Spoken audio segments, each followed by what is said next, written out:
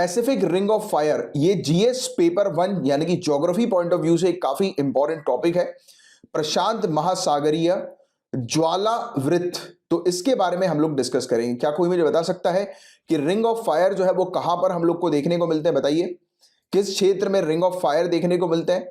Option A, ring of fire हम लोग को सूर्य पर या आसमान पर देखने को मिलता है।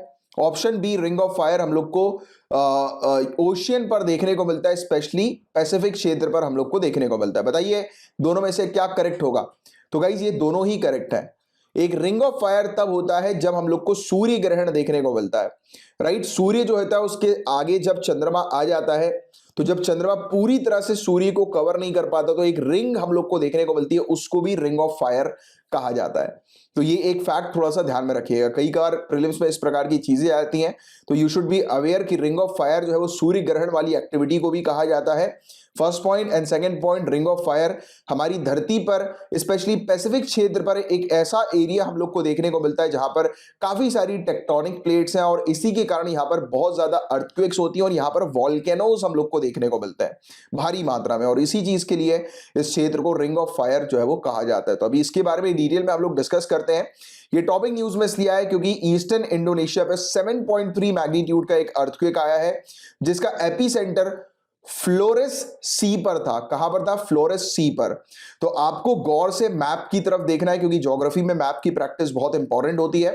इंडोनेशिया के आसपास के क्षेत्र में जो है वो आपको देखना बहुत ज्यादा जरूरी है। यहां पर आप देखेंगे इंडोनेशिया के पास में तो आपको एक फ्लोरेस सी नजर आएगी और फ्लोरेस सी के नीचे देखेंगे तो सावु सी आपको नजर आएगी, राइट। तो आप अपने मैप पर देखिएगा जावा सी, जो कि काफी ज्यादा यहाँ की फेमस हम लोग को देखने को मिलती है।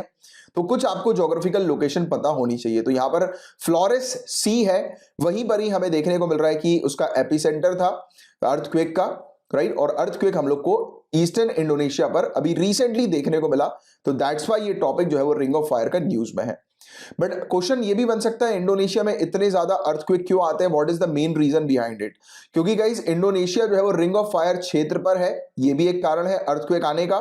एक ऐसा एरिया जहां पर सबसे ज्यादा वॉल्केनिक इरप्शन होता है और इसी वॉल्केनिक इरप्शन के कारण रिंग ऑफ फायर जो है वो इसे कहा जाता है, क्योंकि वॉल्केनो जो ज्वालामुखी जो होती है वो क्या उगलती है? लावा उगलती है, आग उगलती है, राइट। तो इसलिए इस क्षेत्र को रिंग ऑफ फायर जो है वो कहा जाता है, राइट। और रिंग ऑफ फायर में इस प्रकार की एक्टिविटीज, मतलब अर्थक्वेक से रिलेटेड, वॉल्केनिक इरप्शन से रिलेटेड एक्टिविटीज अभी के समय पे रीसेंट पास में काफी ज्यादा जो है वो बढ़ गई है। और इंडोनेशिया इसके एक मेजर पोर्शन पर आती है जहां पर एक टेक्टोनिक प्लेट है। टेक्टोनिक प्लेटों को हिंदी में जो है वो कहा जाता है विवर्तनिक प्लेट, विवर्तनिक प्लेट। तो ये पॉइंट आप थोड़ा सा ध्यान में रखिएगा। तो यहीं पर ही टेक्टोनिक प्लेट्स हम लोग को देखने को मिलती हैं। और इंडोनेशिया जो है वो 3 मेजर कॉन्टिनेंटल प्लेट्स हैं, 3 प्रमुख महाद्वीपीय प्लेट हम लोग को देखने को मिलती है। वहां पर ही इंडोनेशिया, इन 3 प्लेट्स के मीटिंग पॉइंट पर इंडोनेशिया है। पैसिफिक, यूरेशियन और इंडो ऑस्ट्रेलियन प्लेट्स, और साथ ही साथ और भी फिलीपीन प्लेट भी है, एक छोटी सी प्लेट। तो यहीं पर ही हम लोग को इंडोनेशिया के पास देखने को मिलती है। और ये भी एक वजह है कि इंडोनेशिया में ज्यादा से ज्यादा अर्थक्वेक आने की। अब आप बोलोगे कि सर कैसे ये अर्थक्वेक जो है वो आते हैं टेक्टोनिक प्लेट्स के कारण? तो आप इस प्रकार से चीजों को इमेजिन करिए कि एक प्लेट है, जैसे आप अपने एक हाथ को एक प्लेट की तरह मानो और दूसरे हाथ को दूसरे प्लेट की तरह मानो, और जब ये आपस में एक दूसरे से टकराती है, एक प्लेट जब दूसरी प्लेट से टकराती है या एक प्लेट दूसरी प्लेट के ऊपर चली जाती है, ओवरलैप कर जाती है, राइट, तब उस केस में हम लोग को अर्थक्वेक देखने को मिलता है। क्योंकि आप जब अपने हाथ को टकराएंगे एक दूसरे हाथ को तो एक प्रकार का वाइब्रेशन वहां पर होगा और यही वाइब्रेशन अर्थक्वेक होता है।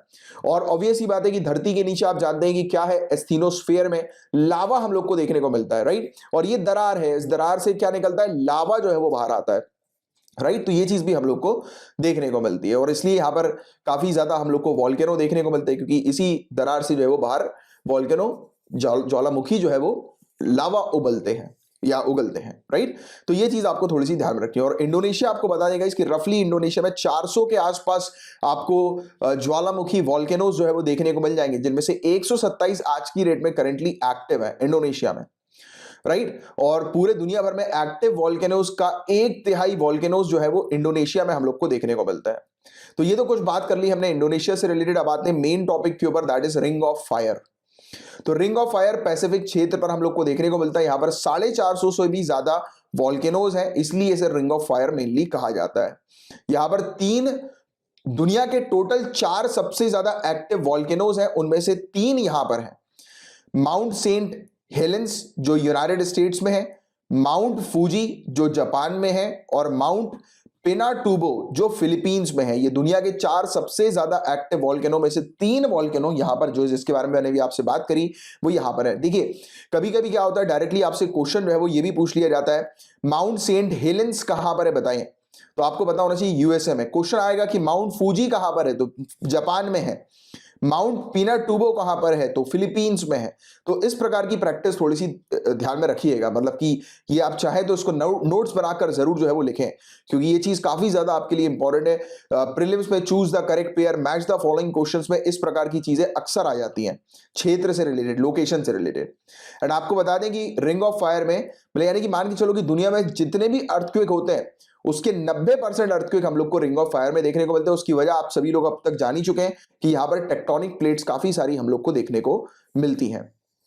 80% दुनिया के सबसे बड़े, सबसे लार्जेस्ट अर्थक्वेक भी यहीं पर होते हैं, राइट।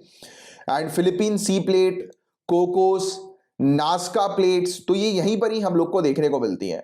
40,000 किलोमीटर का हॉर्स शू शेप रिंग हम लोग को ये देखने को मिलती है। यानी कि अगर आप इस रिंग को देखेंगे, रिंग ऑफ फायर को, तो ये थोड़ी सी, एक तो रिंग की तरफ दिखती है बट हॉर्स शू शेप की तरह भी दिखती है। आपने घोड़े की नाल जो है वो देखी होगी, शू जो उसका जो है वो देखा होगा, तो ये उसी शेप की हम लोग को नजर आती है। और ये फैली हुई है न्यूजीलैंड से लेकर चिले तक, राइट।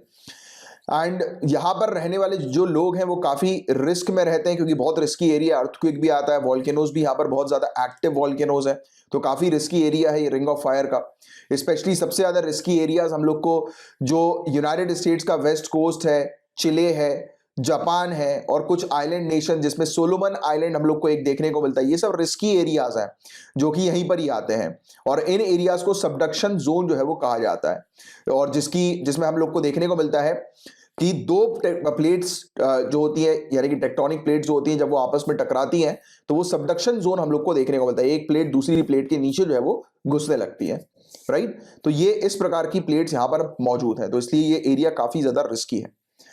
और ये रिंग ऑफ फायर बना कैसे, तो रिंग ऑफ फायर बेसिकली किसका रिजल्ट है, तो ओशियनिक टेक्टोनिक प्लेट्स जो कॉन्टिनेंटल प्लेट के नीचे चली गई, आकर टकराई और नीचे चली गई, तो उसी के कारण जो है ये पूरा क्षेत्र जो है वो बन गया। आपस में प्लेट जो है वो टकराई और एक दूसरे के नीचे जो है वो चली गई, राइट। और एरिया जहां पर टेक्टोनिक प्लेट्स मिलती हैं उस क्षेत्र को हम लोग सबडक्शन जोन कहते हैं। क्या कहते हैं, टेक्टोनिक प्लेट्स जहां पर मिलती है, अध निक्षेपण मंडल, ऐसे क्षेत्रों को कहा जाता है। अध निक्षेपण मंडल, सबडक्शन जोन, ऐसे क्षेत्रों को कहा जाता है।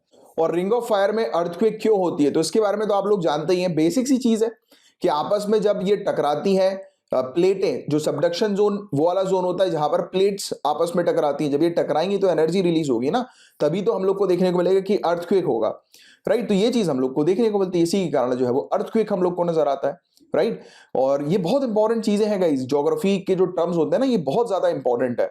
जैसे कि आपको ज्योग्राफी बिल्कुल बेसिक से पता होनी चाहिए, कि जैसे कि फॉर एग्जांपल कि पहले एंशिएंट, मतलब कि अगर हम बात करें जब जिस समय यानी कि ये धरती हम लोग को देखने को मिली थी कि ये बनी थी, राइट, तो उस समय सिर्फ एक सिंगल लैंड मास हुआ करता था, फिर ये आपस में 2 पार्ट्स में जो है वो डिवाइड हुआ, राइट।